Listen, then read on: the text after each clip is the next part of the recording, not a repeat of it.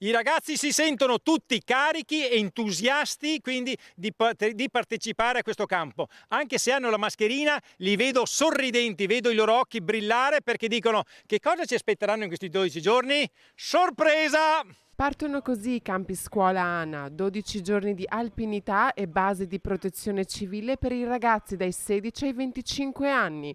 44 giovani di età diverse avranno la possibilità di conoscere, apprendere e apprezzare lo spirito alpino. Noi partiamo ovviamente dalle basi che sono la storia della nostra associazione, la storia del nostro territorio, la storia della nostra patria, però accanto alle lezioni di teoria avremo anche tutte le lezioni di pratica con la nostra squadra sanitaria, con gli esperti di roccia, quindi in Valle Santa Felicita. Andremo al 7° Reggimento Alpini a Belluno a conoscere la vita degli alpini in armi, quindi poi faremo l'attività al Parco dell'Amicizia a Tezze con attività di salvamento fluviale, attività con i droni, attività quindi di montaggio e smontaggio tende. Sicuramente un'educazione formativa da non perdere perché potrà essere utile a livello scolastico per il riconoscimento di crediti formativi. Ho 2 fratelli maggiori che hanno fatto questa esperienza subito dall'inizio.